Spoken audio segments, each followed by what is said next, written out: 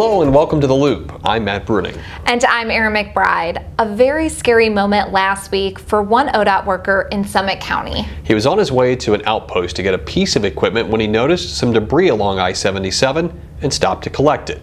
He pulled off onto the shoulder of the highway, but before he could exit his truck, a dump truck veered off onto the shoulder and slammed into him at full speed. You can see the crash, which was captured on an ODOT traffic camera.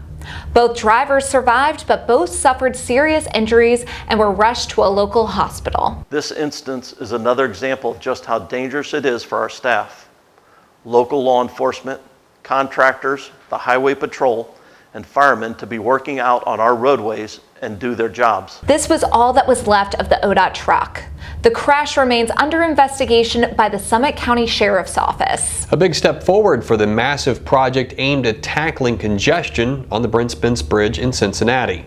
ODOT and the Kentucky Transportation Cabinet are requesting proposals from consultants to support the contract administration, public outreach, project management, and control tasks necessary to manage the nearly $3 billion project. The two states are also finalizing grant applications to the federal government to help foot the bill for the project that includes a companion bridge to the existing Brent Spence Bridge and improvements along the 8-mile corridor of I-71 and I-75. Summer means a spike in motorcycles on Ohio roadways, and ODOT has teamed up with the Ohio State Highway Patrol and other groups to encourage safe riding. Our Who Knew Guru has more. It's not surprising that motorcycle crashes are on the rise.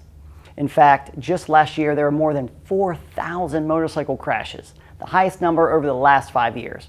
And unfortunately, of those crashes, 215 were fatal crashes that killed 223 motorcyclists. And nearly 1,100 motorcyclists were seriously injured. And like most things, the issue is complex, but we do have metrics to help to identify why motorcycle crashes are on the rise. First, about 54% of at-fault motorcycle drivers in 2021 did not have a motorcycle license endorsement. Next, 55% of fatal crashes involving motorcycles were alcohol and/or drug related. Finally, even though it's not the law, 70% of motorcyclists killed and 60% of motorcyclists seriously injured in traffic crashes were not wearing a helmet. Now, no matter what you drive, safety on the roadway is a shared responsibility. So let's all look out for one another so we can all arrive safely to wherever we're going. And the more we treat one another with respect, the safer we'll all be. Who knew? The American Council of Engineering Companies of Ohio held their annual ODOT Partnering Conference this week in Columbus. The day-long event included breakout sessions to share best practices and other information. It also included an award ceremony, which Matt and I were honored to MC. Congratulations to all the winners, and thanks for all you do to partner with ODOT to make travel in our state better and safer.